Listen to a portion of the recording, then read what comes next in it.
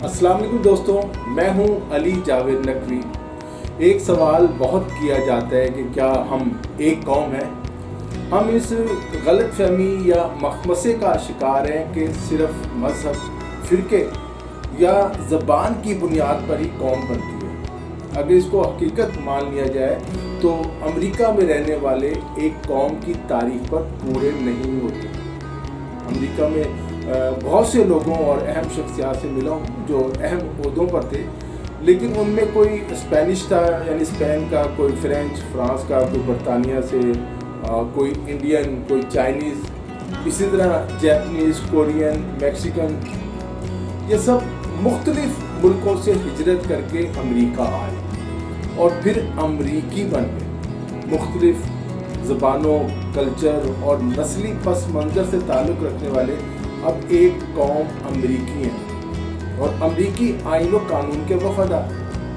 ہمارے یہاں کچھ لوگوں کا خیال ہے کہ ہم ایک قوم نہیں، ایک ہجوم ہے۔ معروف شاعر منیر نیازی مرحوم نے ایک انٹرویو کے دوران میرے ایک سوال کے جواب میں کہا تھا کہ ہم اب تک ایک قوم نہیں بن سکے بلکہ ایک ہجوم ہے۔ منیر نیازی کا یہ انٹرویو روزنامہ جنگ لاہور میں چھایا ہوا تھا۔ منیر نیازی کے اس انٹرویو کی بعض گشت ادبی حلقوں سے نکل کر سیاسی حلقوں میں پہنچ گئی اور بہت سے سیاستدانوں نے بھی کہنا شروع کر دیا کہ ہم ایک قوم نہیں بلکہ ایک ہجوم ہے۔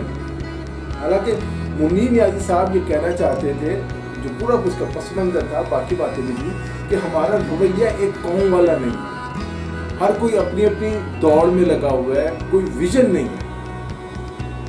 روزنامہ نوائے وقت کے چیف ایڈیٹر مجید نظامی صاحب دو قومی نظریے اور بھارت سے تعلقات کے حوالے سے بہت سخت اور واضح موقف رکھتے ہیں۔ ایک دن انہوں نے مجھے بلا کر کہا کہ آپ صدر جنرل پرویز مشرف کی پالیسی کے خلاف ایک آرٹیکل لکھیں اور اسے نوائے وقت کے سنڈے میگزین میں نمایاں کر کے شائع کریں۔ چیف ایڈیٹر کا حکم تھا۔ صدر جنرل پرویز مشرف جداگانہ طریقہ انتخاب کے ختم کر کے مخلوط طریقہ انتخاب نافذ کرنا چاہتے تھے۔ میں ذاتی طور پر مخلوط طریقہ انتخاب کا حامی ہوں، جس میں مسلمان اور غیر مسلم الیکشن بھی لڑیں اور ووٹ بھی دیں، اور میں سمجھتا ہوں کہ یہ طریقہ انتخاب ہی قوم کو تقسیم در تقسیم سے بچا سکتا ہے۔ میں آرٹیکل نہیں لکھنا چاہتا تھا، بہرحال دوبارہ ہدایت ملی تو جداگانہ طریقہ انتخاب کی حمایت میں لکھنا پڑا۔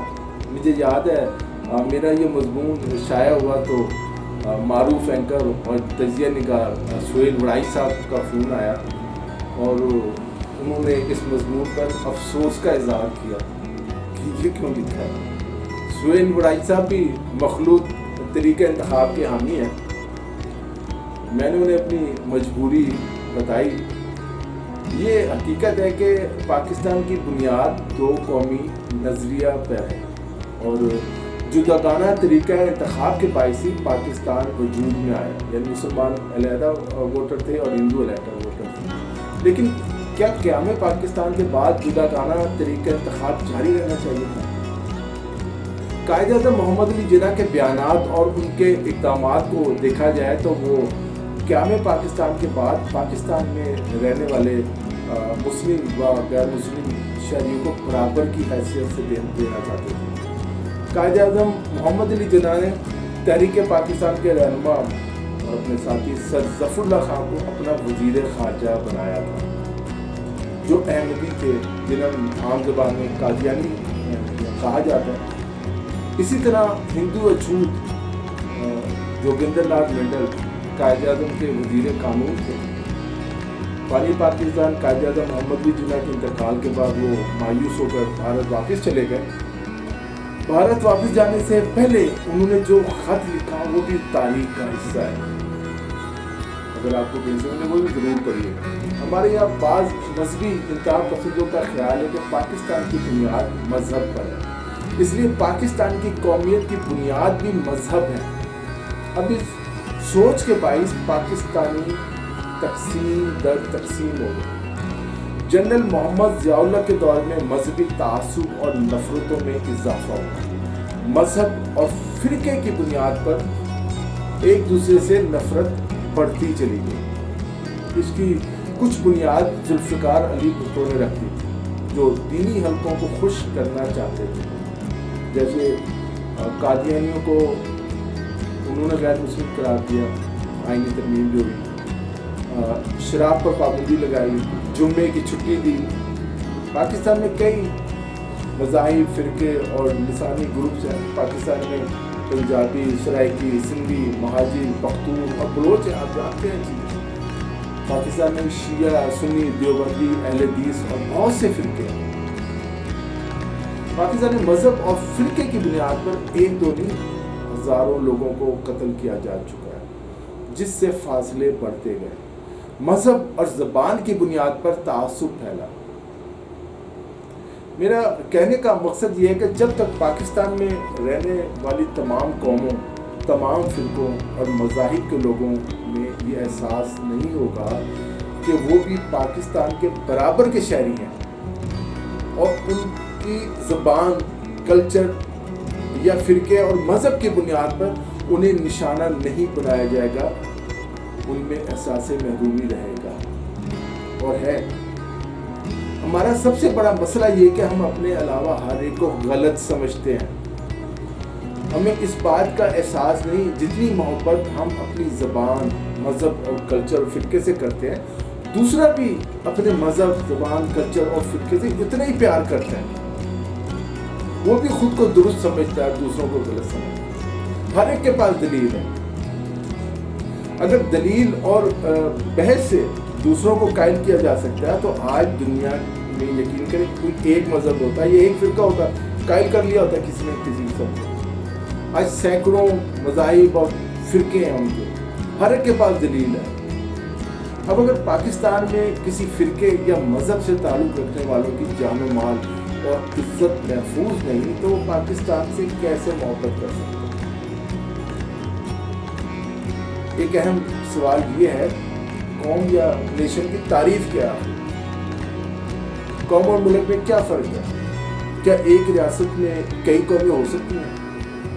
क्या पूरी कौम का मज़हब, फ़िरका, उनकी ज़बान, उनका कल्चर एक जैसा होना चाहिए? इन सवालों का मुख्तसर जवाब ये है कि रियासत तो बहरहाल आप समझते हैं कि अथॉरिटी या मुल्क है जिसके 4 सुतून होते हैं। एक मुल्क या रियासत में कई कौमें रह सकती हैं, इसकी बहुत सी मिसालें हैं, लेकिन सियासी मायनों में वो अमरीकी, इंडियन, पाकिस्तानी या ईरानी कहलाते हैं। दुनिया में किसी भी मुल्क की ज़बान, कल्चर और मज़हब या फ़िरका एक जैसा नहीं है। अमरीका समेत दुनिया के बहुत से जो ममालिक हैं वो मल्टी कल्चर है। मज़हब की बुनियाद पर दुनिया में 2 रियासतें मौजूद नहीं, एक पाकिस्तान है और दूसरा इसराइल। अब इन दोनों रियासतों में मुख्तलिफ मज़ाहिब के लोग भी रहते हैं और मुख्तलिफ ज़बान और कल्चर भी है। अमरीका में कई मज़ाहिब हैं, कल्चर है उनका अपना लहजा और ज़बानें बोलने वाले रहते हैं। इसी तरह रूस में है। अब इंडिया की मिसाल ले लें। इंडिया एक मुल्क और कौम है, लेकिन इंडिया में 20 करोड़ से ज़्यादा मुसलमान अब भी हैं, करोड़ों सिख हैं और मसीही भी हैं और दूसरे मज़ाहिब भी हैं। वहाँ पंजाबी हैं, बंगाली हैं, उर्दू बोलने वाले हैं, हिंदी बोलने वाले हैं, दर्जनों ज़बानें बोलने और मुख्तलिफ कल्चर से ताल्लुक़ रखने वाले रहते हैं, जिनका खाना पीना भी एक दूसरे से मुख्तलिफ है, लेकिन वो एक कौम है। जब दुनिया भर में मुख्तलिफ मज़ाहिब, ज़बान बोलने वाले एक कौम है, तो किस फार्मूले के तहत हम एक कौम नहीं है?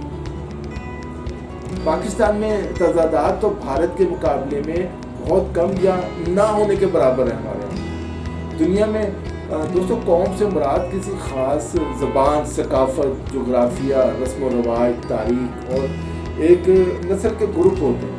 हम कौम की हर तारीख पर पूरा उतरते हैं। एक कौम बनने के लिए पाकिस्तान को मजहबी रियासत बनाना ज़रूरी नहीं, बल्कि ये नुकसानदेह है। कौम को मुख्तलिफ मज़ाहिब, फ़िरकों और लिसानी ग्रुपों में तकसीम करने की कोशिश सिर्फ मजहब की बुनियाद पर जो बनने वाला रिश्ता है ये ज़्यादा मजबूत नहीं होता। अगर ऐसा होता तो मशरकी पाकिस्तान हमसे अलहदा ना होता, मुस्लिम ममालिक एक दूसरे के खिलाफ जंगें ना लड़ रहे होते, साजिशें ना कर रहे होते। अरब एक अलहदा कौम है, तुर्क अलहदा है, ईरानी अलहदा है, अफगानी अलहदा है, इन सब का एक अपना तारीखी पस मंज़र है, मज़हब एक है, इनके आपस के मुफादात की जंग है, इनमें एक दूसरे पर बर्तरी हासिल करने की लड़ाई भी जारी है, हम भी इसका निशाना बन चुके हैं। अगर पंजाबी खुद को एक कौम कहते हैं, सिंधी एक कौम कहते हैं, तो कोई हरज नहीं। इसी तरह बलोची हैं, पख्तून हैं, उर्दू बोलने वाले हैं, उन्होंने खुद को अगर महाजिर कौम का नाम दिया तो कोई हरज नहीं। एक गुलदस्ते पाकिस्तान के फूल हैं, पाकिस्तान गुलदस्ता, ये सब उसके फूल हैं। हर एक अपना रंग, अपनी खुशबू है, सब पाकिस्तान के वफादार और पाकिस्तान के बराबर के शहरी हैं। अब अगर कोई इस खब्त का शिकार है कि वो तो सुपीरियर है लेकिन दूसरे बराबर के शहरी नहीं है, तो इस पर उसकी अक्ल पर हम और जो उसकी सोच है उस पर मातम नहीं किया जा सकता, अफसोस ही किया जा सकता। अब जब ये कहा जाता है कि हम पाकिस्तानी एक कौम नहीं बन सके, तो दरअसल ये शिकवा होता है कि पाकिस्तान बहैसियत कौम हम तरक्की नहीं कर सके, हमने आज़ादी के वक्त जो ख्वाब देखे थे वो पूरे नहीं हो सके। ये तो जरूर जिस तरह दुनिया की दूसरी तरक्की याफ्ता कौमों का एक विजन होता है, सिर्फ तो हमारा कोई विजन नजर नहीं आता। ये सियासी लीडरशिप और निज़ाम से शिकवा होता है तो नाकाम हो गई, और हकीकत भी ऐसी, जिसकी वजह से कौम पसमानदगी का शिकार है। अब रहा ये सवाल कि कौमें नाकाम या कामयाब कैसे होती हैं। इंसानों की तरह कुछ मुल्क बहुत अमीर हैं, कुछ बहुत गरीब हैं। पाकिस्तान में तो नहीं, अलबत्ता दुनिया में इस पर बहुत काम हुआ है, कोई कौम नाकाम क्यों होती है। आपके सामने शुमाली और जनूबी कोरिया की मिसाल है, दोनों में ज़मीन आसमान का फर्क है। चीन, पाकिस्तान, इंडिया, बांग्लादेश की मिसाल है। अमेरिका और मेक्सिको की मिसाल है। अमेरिका एक बहुत अमीर मुल्क है और उसका हमसाया मेक्सिको एक गरीब मुल्क है। सऊदी अरब अमीर है और उसके हमसाए ममालिक जो यमन और शाम नाकाम रियासत और गरीब मुल्क है। तुर्की और इराक की मिसाल है। तुर्की अमीर है और इराक गरीब मुल्क है, हालांकि उसके पास तेल है, गैस भी है। इसी तरह अफ्रीकी ममालिक गरीब है और यूरोपीय ममालिक अमीर है। इसकी बुनियादी वजह इन ममालिक का निज़ाम और ख़ासकर इन कौमों का मिजाज है। कौमों का मिजाज बहुत अहम होता है। अगर ज़रा गौर करें, वो ममालिक पसमानदा नज़र आएंगे जो जिद्दत और साइंस की बजाय अपने फरसुदा एतकादात पर ज़्यादा यकीन रखते हैं, जो खुद कुछ करने के बजाय मौजूदों का इंतज़ार कर रहे होते हैं। उन्हें यकीन होता है कि एक दिन उनके तमाम मसाइल खुद ब खुद हल हो जाएंगे। पाकिस्तान को अगर तरक्की देनी है, हमें भी जदीद साइंस और टेक्नोलॉजी पर तवज्जो देनी होगी और फरसुदा नज़रियात और ख्यालात को एक तरफ रखना होगा, बल्कि उनसे जान छुड़ानी होगी। पाकिस्तान को तरक्की देनी तो हमें एक सेकुलरिज्म की तरफ जाना होगा। रियासत की पॉलिसियाँ गैर मजहबी और लिबरल होनी चाहिए। जो लोग जादू टोने और फूकों से तब्दील बदल जाने पर यकीन रखते हैं, वो खुद कुछ नहीं करते।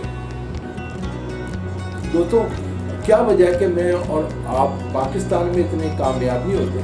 मैं एक आपकी मिसाल दे दूँ, लेकिन जब यही पाकिस्तानी हम लोग अमेरिका या किसी यूरोपीय मुल्क में जाते हैं तो कामयाबी के झंडे गाड़ देते हैं। इसकी क्या वजह? ये एक अच्छे निज़ाम का करिश्मा होता है, जिसका हिस्सा बनकर पाकिस्तानी, इंडियन, मैक्सिकन वहाँ जाकर कामयाब इंसान बन जाते हैं। दोस्तों, पाकिस्तान के मुस्तकबिल के हवाले से हमारी वीडियोस का सिलसिला जारी है। अगर आपने अभी तक हमारे चैनल उर्दू न्यूज़ टीवी को सब्सक्राइब और वीडियो को लाइक नहीं किया तो चैनल को सब्सक्राइब कर लें और नीचे घंटी के निशान को भी दबाएं ताकि आपको हमारी मालूमाती वीडियोस देखने को मिलती रहें। علی جاوید نقوی کو اجازت دیجیے، اپنا خیال رکھیے گا، خدا حافظ.